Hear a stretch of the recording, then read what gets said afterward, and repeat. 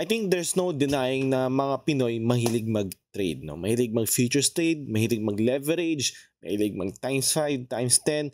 Yan ang nakita ko dito sa crypto. Kaya marami kang makikitang nasusunog, may mga ilan kang makikitang laki ng kinikita, at marami sila or lahat sila ay nagte-technical analysis or gumagamit ng mga indicators. The question is, maganda bang ipang-practice ang crypto pag gusto mo matuto ng technical analysis or ng mga indicators? In my opinion, hindi, no? Mas prefer ko ang Forex. Mas maganda na mag-practice ka sa Forex. Bakit? Simple lang yung reason. Mas less manipulative ang Forex compared sa crypto. Kasi sa crypto, magalong ka, meron kang kinakalaban na market makers or meron kang kinakalaban na tao, dadayain nila. Gusto nila papabagsakin yung coins or yung price ng coins para ma-liquidate ka. While sa Forex, I don't think na nangyayari yun. Maybe meron din pa rin insider trading or manipulation, but I don't think kasing lalaan niya ang crypto. So ano-ano ba yung mga technical indicators na sikat na lagi nating nakikita na ginagamit ng mga traders? Yan yung moving average, RSI, Fibonacci retracement, Bollinger Bands.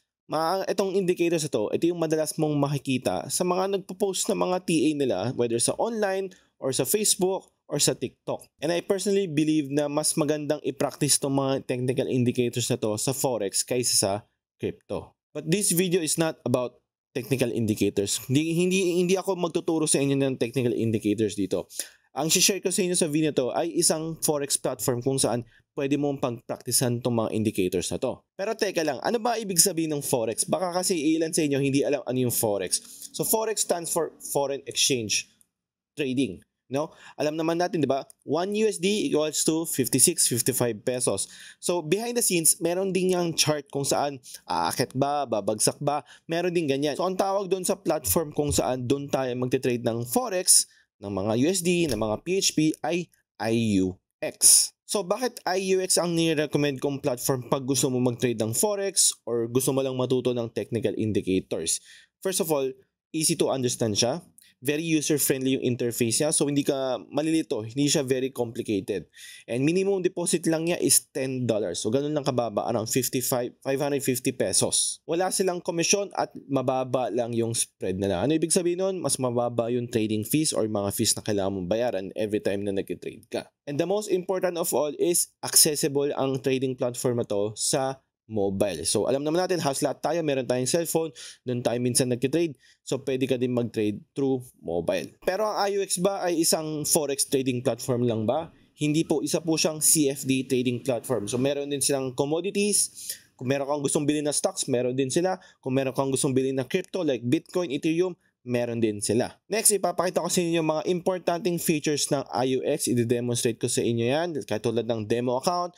At papakita ko rin sa'yo paano mag-create ng account at magpa-verify.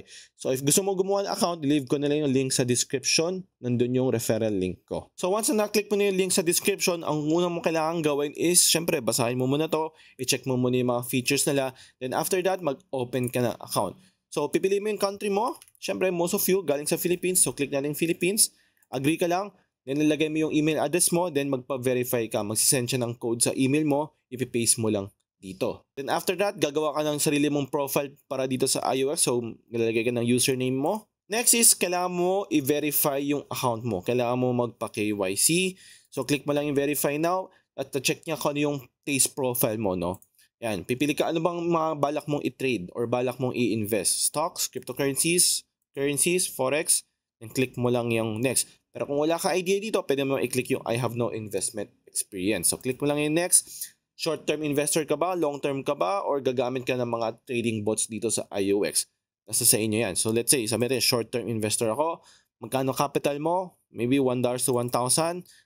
Magkano invest mo? Sagutin mo lang itong mga questions na to. Once nasagot mo na ang questions, kailangan mo na ng proof of identity. Dito ka na magsasubmit ng mga government IDs. So, kailangan mo ng whether it's passport, national ID, pwede yung mga yan. So once na nakapag-verify ka na, nakapag-submit ka na rin ng bank statement mo or bank cert mo, pwede ka na mag-start sa IUX. So unang feature na ipapakita ko sa inyo or ipipresent ko sa inyo is yung pwede ka gumawa ng demo account dito. So pwede ka muna mag-practice dito nang hindi gumagamit ng totoong pera. So punta ka lang sa demo at create ka ng trading account. So pwede ka pumili ng Raw or pwede ka pumili ng Pro. most probably, most of you, raw lang pipiliin nyo. Doon muna tayo sa medyo beginner friendly kasi yun naman talaga ang purpose ng video na to is para sa mga beginners or sa mga gusto magsimula gumamit ng trading or mag-trade. So, pili lang tayo, sabi rin, spread, pili ka ilang leverage mo, low risk, medium risk. Ito yung mga dito na nagkakaroon ng medyo risk level mo or risk tolerance mo, no? So 1:1 lang muna tayo.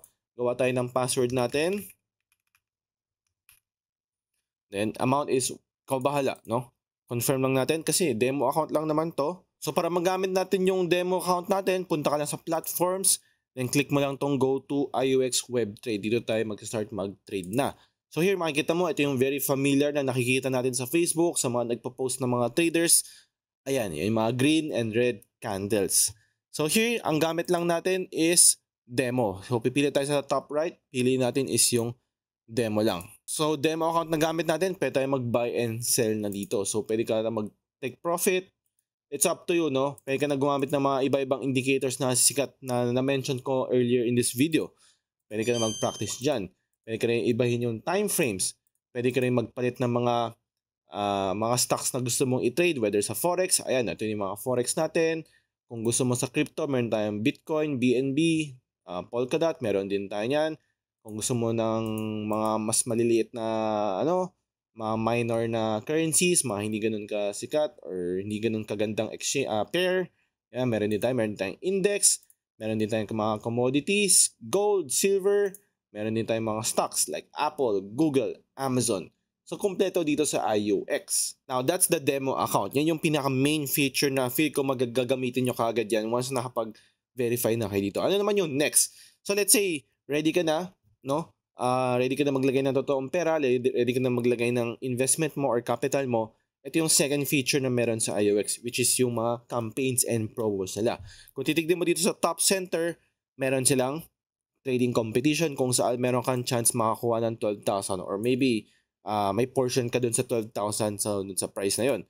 So, meron silang mga campaigns and promos dito. So, kung profitable ka na trader ka na, or maybe lugi ka or talo ka, kahit pa paano, meron ka makukuha ang rebate or additional profit pag nanalo ka dito sa mga campaigns and events nila. Like for example, this IOX Trade and Win. Makikita mo, ang first place ay may chance makakuha ng 3,000, second place 2,500, third 1,500. And meron din tayong mga lucky draw kung saan meron silang mga consolation prizes. And makikita mo, included ang the Philippines sa mga eligible countries na pwede mag-participate dito sa campaign. So yan ang second feature na meron sa IOX na maybe hindi mo siya mahanap basta-basta sa ibang platform. Ang next feature na ipapakita ko sa inyo is magiging helpful din to kung nag-start ka pa lang sa trading in general, no? Wala pa masyadong knowledge, ano ba ibig sabihin ng long, short, leverage, mga ganitong trading terms. Huwag kayong mag-alala. Kasi sa IOX, meron din sila tinatawag na IOX Academy kung saan pwede kang matuto habang nagtitrade ka. So meron silang mga articles dito or mga, basic knowledge na magagamit mo. Isipin mo na lang, para siyang classroom, di ba? Meron kang subject na trading. So, dito sa IOX, meron silang ganong klaseng feature. Pwede kang mag-start ng mga courses kung saan matututo ka along the way. Like for example here, paano mag-open ng position, paano mag-buy and sell, ano yung amounts and units, ano yung leverage, ano yung portfolio, ano ba ibig sabihin ng spreads and fees, ano ba yung paano ba mag-close ng position. Matututunan mo yan lahat dito sa IOX. Now, let's assume na kumita ka na, gusto mo na mag-withdraw or mag-deposit ng pera para mag-start. Isa sa mga features ng IOX is very convenient yung very seamless ang pag-cashing in or pag-cash out nila dito. So, dito sa top right, let's assume na isipin na natin meron tayong pera dito, gusto natin siyang i-withdraw na, nakapag-profit ka na, gusto mo siyang ilipat sa bangko mo. So, click mo lang yung withdraw, mapapansin mo, marami silang available banks na sinusupport nila, whether top major banks, no? BDO, BPI, Citibank, Simbank, even GoTime, meron din dito. So, in terms of availability sa mga bankos, then wala kang magiging problema dito sa IOX. Pagdating naman sa pag-deposit, mas convenient pa to sa inyo kasi pwede kang mag-deposit gamit e-wallets like GCash or Maya. Or even crypto, kung meron kang crypto, pwede ka rin mag-deposit ng crypto dito. But meron silang minimum na $600. But syempre, most of you, Philippine pesos ang gagamitin natin. Ang minimum deposit lang niya is 500 pesos. So Click lang natin to. 500, click mo lang yung next. And pwede tayo gumamit ng GCash or PayMaya. So very convenient. Kapag de-deposit ka, gamit ka ng e-wallet, mag-withdraw ka, diretso yan sa bangko mo. So congrats, nag-start na ang trading journey mo dito sa IOX. Alam mo na lahat ng mga dapat mong malaman. But just in case meron ka pang mga questions, pwede mo naman i-leave sa comment sa baba. Again, if wala ka pang account sa IOX, ang link ay nasa description ko lang. So yun lang, make sure to subscribe, like, and share this video. Yun lang.